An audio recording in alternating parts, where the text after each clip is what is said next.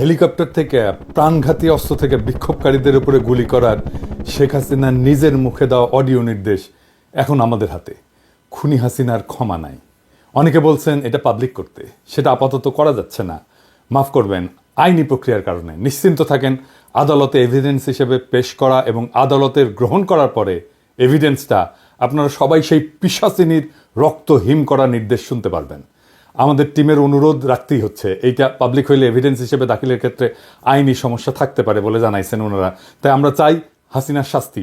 ওই record publish করার জন্য নানা ধরনের চাপ হবে, ট্রল হবে, বলা হবে মিছা কথা বলতেছি, শুনে যাবেন, পাত্তা দিবেন না।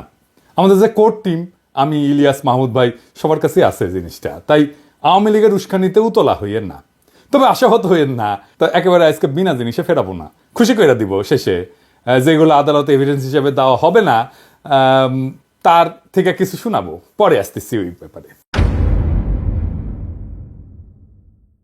আমি কইছিলাম হাসিনার বাসন নাই, পশ্চিম তারে ছাই দিয়া ধরবে। দেখেন, হিউম্যান রাইটস ওয়াচ প্রতিবেদন দিছে প্রফেসর ইউনূসের কাছে। সেইখানে পুলিশদের নিজেদের ভাষ্যেই প্রমাণ পাওয়া গেছে কতটা নৃশংস হত্যাযজ্ঞ চালানো হয়েছিল।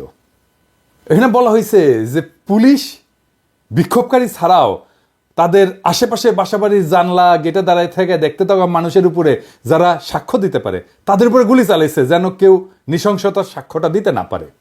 এই যে এইখানে লেখা আছে, পুলিশই বলছে যে এই নৃশংসতা চালানোর নির্দেশ রাজনৈতিক নেতৃত্বের কাছ থেকে আসছিল। পুলিশ অবশ্য নিজের মুখেও বলছে, যেমন ধরেন এই যে এই ভিডিওটা, আমাদের উপর নির্দেশনা আছে, আজকে যদি আপনারা বের হন আমরা কিন্তু ডাইরেক্ট গুলি, আমাদের ব্যবস্থা আমরা নিব। শীর্ষ কর্মকর্তা সিসিটিভি দেখছে, ভিডিও গেমস যেমন খেলে এরকম দেখে দেখে দায়িত্বরত কর্মকর্তাদের এমন ভাবে গুলি করার নির্দেশ দিচ্ছিল যেন তারা ভিডিও গেম খেলতেছে। পুলিশের গুলি করার নিয়ম পায়, সেখানে গুলি না করে শরীরের বিভিন্ন প্রধান অঙ্গ প্রত্যঙ্গে সিসার বুলেট ব্যবহার করে গুলি করছিল, শরীর লক্ষ্য কইরা। এমনকি যখন তাদের জীবনের উপরে, মানে পুলিশের জীবনের উপরে আঘাতের কোনো ধরনের শঙ্কা ছিল না। ব্যারিস্টার আরমান র্যাব টিএফআই সেলের আয়না ঘরে বন্দি ছিল, সেই সেলটা আবিষ্কার করা হয়েছে। সেখানে হাজারের উপরে বন্দি থাকতো, অবিশ্বাস্য সংখ্যা। 8টা কবর সেল আবিষ্কার হয়েছে, 3 ফিট বাই 4 ফিট, যেখানে শুধু বসে থাকা যায়, শোয়াও যায় না। অনেক এভিডেন্স নষ্ট করা হইলো, পুরা স্থাপনা বিস্ফোরণে উড়ায় দেওয়ার পরিকল্পনা করছিল জল্লাদেরা, যেন এই এভিডেন্স বাইরে না আসে।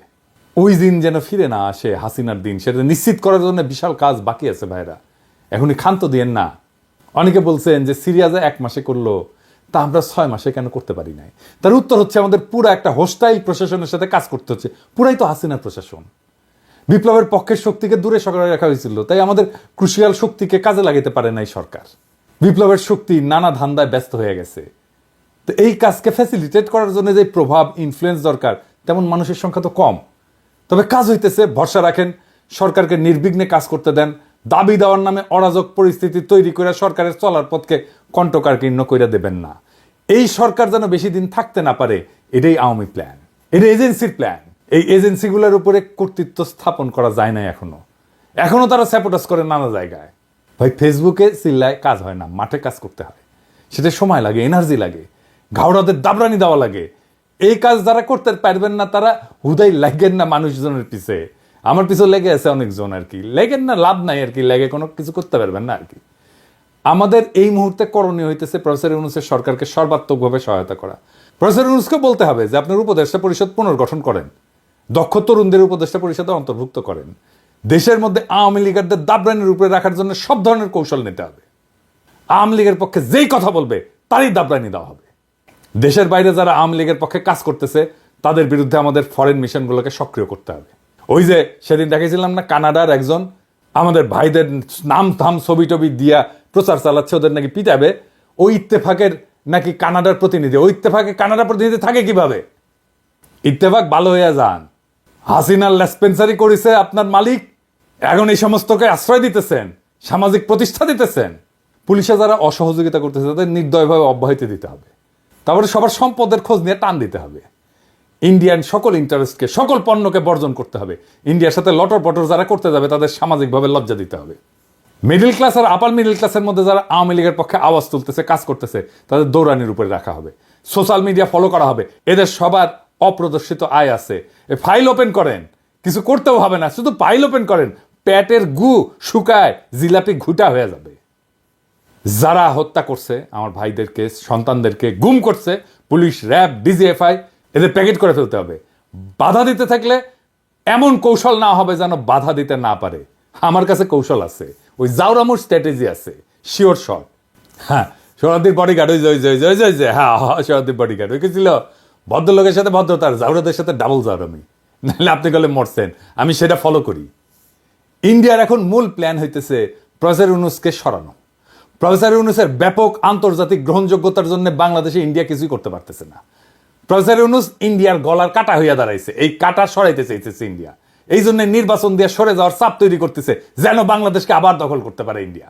বাংলাদেশের রাজনৈতিক দলগুলো না বুঝা আওয়ামী লীগের সাথে আনন্দ চিত্তে ইন্ডিয়ান এই পরিকল্পনা বাস্তবায়নের জন্য কামলা দিয়ে যাইতেছে। মনে রাখবেন, প্রফেসর ইউনূসের অকাল বিদায় মানে ইন্ডিয়ার পুনরায় বাংলাদেশের তালুকদারি বহাল। এই জন্যেই ফেব্রুয়ারিতে আওয়ামী লীগ কঠোর আন্দোলনে যাবে বলছে। আর বিএনপি নাকি সরকারকে সঠিক পথে আনতে আন্দোলনে নামবে। কোন পথে গেছে সরকার? কোন বেপথে গেছে সরকার? সঠিক পথ মানে কি? তবে আওয়ামী লীগ বিএনপি একই সাথে আন্দোলন করছে, দেখেছেন তো? একই সময় আলহামদুলিল্লাহ, দুই রসুনের এক জায়গায়, এটা বুঝাতে পারছেন তো? বিএনপি চায় আন্দোলন, আওয়ামী লীগও চায় আন্দোলন। বাহ, কি মজা! সরকারকে নাকি নির্বাচনে বিলম্বের যৌক্তিকতা তুলে ধরতে হবে, তাই নাকি? বহুত খুব সালাউদ্দিন সাহেব, আমরাই সরকার, এটা আমাদের সরকার, আপনার না হইতে পারে, আমরাই দিব যৌক্তিকতা। ড্যাং ড্যাং করতে তো গেছিলেন ক্যান্টনমেন্টে যে সরকার গঠন করার জন্য। এখন সরকারকে অন করেন না, না এখন সরকার আপনার না, আমাদের সরকার, আপনার না হইতে পারে, তবে দিব, আমরাই দিব যৌক্তিকতা। আগামীকাল দেই, হ্যাঁ মাইনা নেবেন, আমি শিওর। একটা দিন টাইম দেন, মেলা কাজ করার লাগিচ্ছে তো, একটা দিন টাইম চাচ্ছি, খুশি করে যৌক্তিকতা দিয়ে দিমুনি, আমি দিমুনি। জানেন তো সালাউদ্দিন ভাই, আমার যুক্তি গলে শিওর শট। সরকারের দিকে বাউন্সার ছুঁইলেন না, প্রত্যেক বাউন্সারে ছক্কা হাঁকামুখ প্রমিস করলাম। এবার আসেন, কইছিলাম না খুশি কইরা দিব, আসেন খুশি কইরা দিই। হেলিকপ্টার কোন কোন দিক দিয়ে গেছে আর কই কি হত্যাযজ্ঞ চালাইছে, এটা কেমনে বের করা হয়েছে জানেন? এটা রিক্রিয়েট করা হয়েছে কেমনে জানেন? ক্রু যারা ছিল তাদের সকলের পকেটে মোবাইল ছিল, নিচ দিয়ে উড়িছে, আর মোবাইলগুলো কাছের টাওয়ার থেকে সিগন্যাল নিছে, আর বেচারারা মরিছে। ছবির মতো রিক্রিয়েশন হয়েছে আর কি। নিজে থেকে হয়েছে ভিডিও, অসংখ্য সিসিটিভি ক্যামেরার ফুটেজ। মুগ্ধর ভাইয়ের কাছে কয়েক টেরাবাইট আছে ফুটেজ। মুগ্ধর গুলি খাওয়ার যে রিক্রিয়েশন ওর বড় ভাই নিজের হাতে করেছে কলে। হাসিনা সবার কল রেকর্ড করার জন্য ওই যে এনটিএমসি করেছিল, 5 তারিখ সন্ধ্যায় পুরা রেকর্ড ডিলিট করার নির্দেশ দিছে এক ব্রিগেডিয়ার জেনারেল। আইজার নাম কইলাম না, ব্রিগেডিয়ার সাহেব ভালো হইয়া যান, মুছেও গলে দিছে সব। আমাদের কাছে স্বীকারোক্তি আছে কে বলছে মুছে দেওয়ার জন্য। আদালতে দাখিল করা হবে এমন সাক্ষ্য প্রমাণ নষ্ট করার জন্য জেনারেল সাহেব আপনি আদালতে উঠবেন, লিখে রাখেন। তবে সেই সব রেকর্ড উদ্ধার হয়েছে আলহামদুলিল্লাহ। সমস্ত টেলিফোন কল টেরাবাইটের পর টেরাবাইট ওই সময় ডিটেইল অন্দরমহলের ঘটনার ছবির মতো রিক্রিয়েশন করা সম্ভব হইতেছে। আমি শুনেছি একের পর এক। প্রথমে শুনেছি দরবেশ বাবার কল রেকর্ডগুলা, যে খুচরা কল রেকর্ড, ছোট ছোট ছোট ছোট মেলা কল রেকর্ড প্রচুর। এর মধ্যে অনেকগুলো এভিডেন্স হিসেবে ইউজ করা হবে, তো যেগুলো আমরা এভিডেন্স হিসেবে ইউজ হয়তো করবো না সেগুলোই শোনাই। হ্যাঁ এজিৎ সাহেব শুনান না কয়টা।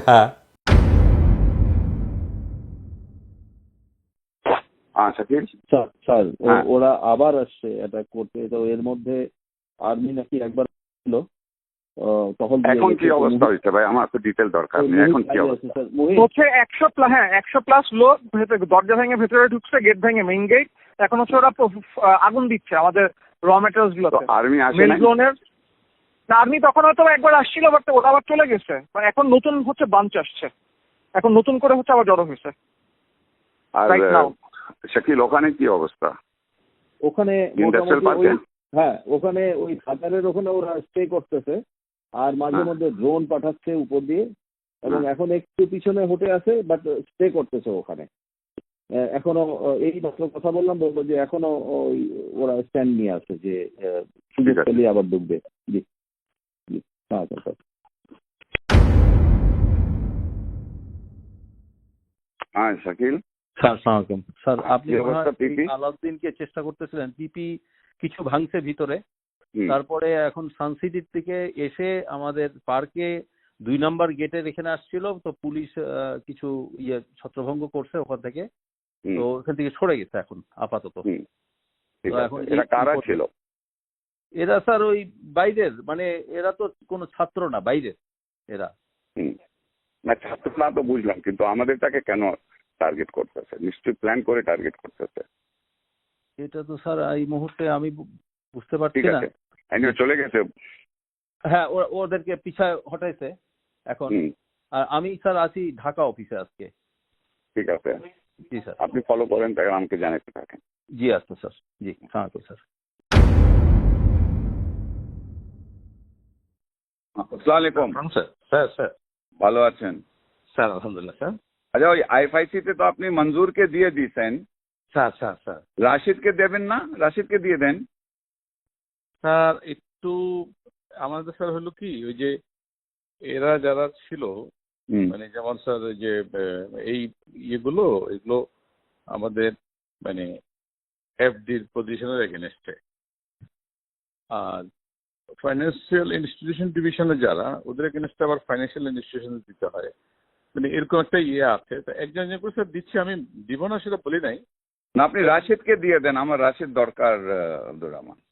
আর থার্ড ম্যান যে আরেকটা তো মুস্তফাও তো এখন চলে যাবে স্যার ওনার তো, হ্যাঁ ওনার তো বোধহয় আরো কিছুদিন সময় আছে স্যার। অক্টোবরে চলে যাবে। ওইগুলো স্যার আমরা আমার মনে হয় স্যার, যদি আপনি যদি স্যার এফআইডি থেকে কাউকে চুজ করেন তাহলে একটু সুবিধা হয় আর কি। কারণ এরা তো স্যার এই যেমন স্যার যে যাদের এগেনস্টে দিচ্ছি ওনার তো এফআইডিতেই ছিলেন আর কি, আমাদের জাফর ইকবাল স্যার, কামনার ম্যাডাম, এটা আর কি।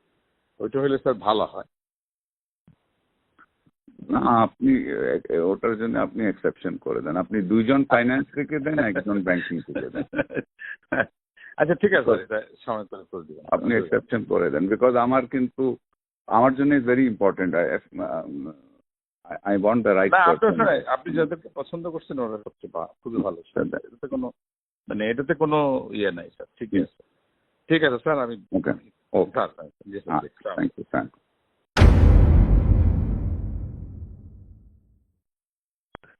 সালমান ভাই, হ্যাঁ আপনি কি গণভবনে?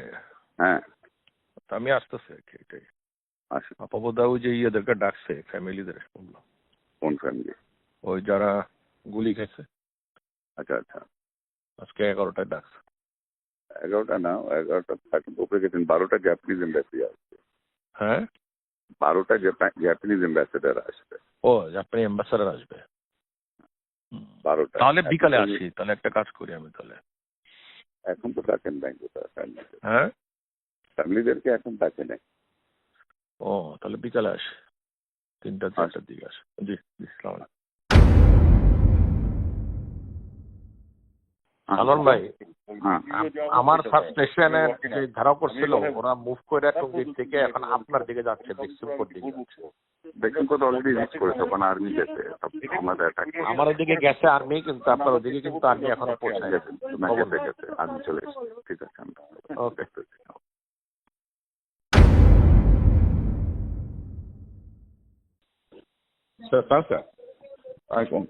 আচ্ছা, আরেকটা ওই আপনারা যে ন্যাশনালাইজ ব্যাংকে কি ডিএমডি প্রমোশন হচ্ছে নাকি? না স্যার, এখনো ধরা হয়নি। ধরা হয়নি, কবে ধরবেন? লিস্টগুলি চাইছেন নাকি? ব্যাংকগুলি থেকে লিস্ট গেছে আপনাদের কাছে, তারা এলিজিবল?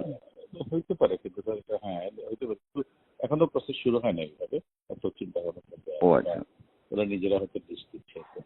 ও ডিএমডি তো স্যার হলো যে জিএম থেকে হয় আর কি। জিএম থেকে ডিএমডি হয়, তো ওটা আপনার প্রসেসটা কি কবে শুরু করবেন? এটা স্যার আরো সময় আছে? বসতে হবে, সময় আছে স্যার, সময়। ঠিক আছে, আমার একজন আছে, আমি আপনাকে হোয়াটসঅ্যাপে নাম টাম পাঠিয়ে দিই। ওই জনতা ব্যাংকের মিজান বলে একজন আছে, জিএম, সিনিয়র মোস্ট আছে, সে সিনিয়রিটিতেও সে পাবে, ইজ ভেরি গুড। ঠিক আছে, যখন শুরু করবেন তখন একটু খেয়াল রাখবেন। আচ্ছা ঠিক আছে, ওকে, thank you.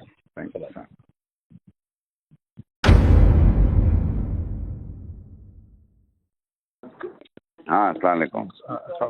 Salman, Zillur is in Mulri Bazaar for your local meeting with all the MPs and all that. Okay. Can you meet tomorrow? हाँ, sure. Give me a call tomorrow. Okay, ठीक है।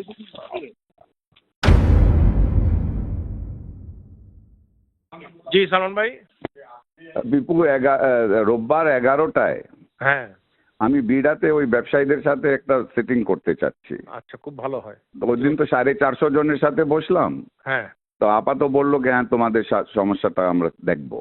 হ্যাঁ তো এখন আমি 50-60 জনকে নিয়ে, তুমি, আমি, ঠিক আছে, টিটো, হ্যাঁ পলক, ঠিক আছে। আমরা বসে ওদের কথা শুনি কি কি সমস্যা জি, আছে না জি, আছে, একটু জি, দেখানো জি, তো দরকার, ইকোনমিটা জি, ঠিক অবশ্যই করতে অবশ্যই হবে। অবশ্যই। তো তুমি তো একটু নোট করে রাখো 11টায় বিডাতে, বিডাতে 11টায় রোববার দিন। রোববার দিন। জি okay, thank you.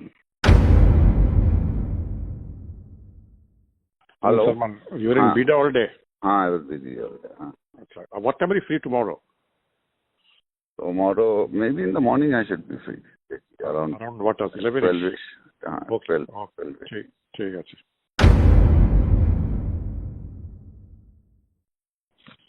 Hello, are you back in office or? No, I'm not back. I will be back. Come to my home around 5:30 or 6 Okay. o'clock. Okay. Come to my home at 6 o'clock. That is Okay, better. we'll do that. 6:30 do that. ঠিক আছে। Pasha আসো। আচ্ছা, okay. Hello. Hello. Lines are not clear, right? Hello. Hello. हाँ, ठीक है, अभी वो किया जा रहा है, क्या? कंट्रोल में लाने का कोशिश किया जा रहा है, हो जाएगा इंशाल्लाह, कल तक पता लगेगा। इंशाल्लाह प्रोग्राम कर रहे हैं। ठीक है। ओके, बस दुआ करो। ओके।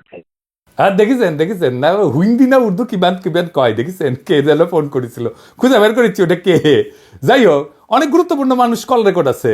আগে একটা ছোট সুনাপটিটা শোনাই। হ্যাঁ, এইটা স্যার ওই যে শামীমা হাসানেরটা শোনান না, দরবেশ বাবার। এই শামীমা হাসান কে জানেন? আগে শুনে নেন, আগে শুনেন। ওই যে venture capital and private equity association of বাংলাদেশের সভাপতি, ভিসিপিআব কয়। ওই আবার association of software and information services বেসিসের সভাপতি ছিল, জয়ের নাকি পার্টনার ছিল বিজনেস। আগে শুনেন তার আলাপ। জি, আসসালামু আলাইকুম স্যার, আমি শামীম বলছিলাম। কোন শামীম? শামীম, আমি ওই ভেঞ্চার ক্যাপিটাল অ্যাসোসিয়েশনের প্রেসিডেন্ট, বিসিসির পাস্ট প্রেসিডেন্ট স্যার। একটু গাইডেন্স নেওয়ার জন্য ফোন দিলাম স্যার। আমি এইমাত্র এফবিসিসিআই, বিএসসি সবার সাথে কথা বললাম। আমাদের তো স্যার একটু এখন মানে ব্যবসায়ী সমাজ থেকে বিবৃতি দেওয়া, তারপর কারফিউ উঠলে শান্তি সমাবেশ করা, আমাদের একটু স্যার সবার তো অ্যাক্টিভ হওয়া দরকার স্যার। তো করেনি এগুলি। হ্যাঁ, আমি তো আমাকে বলতে হবে কেন? এটা আপনারা করেন।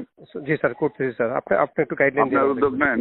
জি স্যার, আমি এখনই সবার সাথে কথা বলতেছি স্যার। উদ্যোগ নেন, এটা নেন। জি ঠিক আছে স্যার। ওকে ওকে স্যার। জি জি, আপনারা কন্ডেম করেন। জি স্যার, ওইটাই করতেছি স্যার। আপনারা নিন্দা জানান। আপনারা নিন্দা জানাচ্ছেন না কেন? জি স্যার, ওইটাই করতেছি স্যার, সবার সাথে কথা বলতেছি স্যার। জি স্যার, ঠিক আছে স্যার। Thank you. ওকে, জি তাওয়াক্কুল। ওরে দেখেন কেমনে প্রথম আলো কেমনে ওরে চাঙ্গে তুলিছে, দেখেছেন? প্রথম আলো ওর লেখা চাপে, ওর খবর চাপে, দেখেছেন?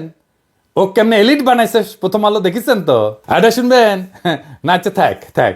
বস্ত্রকল মালিকদের সংগঠন Bangladesh textile mills association, BTM এর সভাপতি, আম্বার গ্রুপের চেয়ারম্যান এবং বিটিএম এর সাবেক সহসভাপতি শওকত আজিজ রাসিলের একটা আলাপের ক্লিপ আছে, আজকে শুনলাম কিছুক্ষণ আগে। উই করছে যে ইন্টারনেট যখন বন্ধ আছিল তখন দরবেশ বাবাকে ফোন দিয়ে করছে যে আমরা মানে ওই রাসেল আপনাদের টেকনিক্যাল অ্যাসিস্ট্যান্ট দিচ্ছি, কিভাবে আপনি যারা ভিপিএন ইউজ করে ইন্টারনেট অ্যাক্সেস করবে তাদের আইডেন্টিফাই করবেন। বুঝেছেন মাদারচোদ?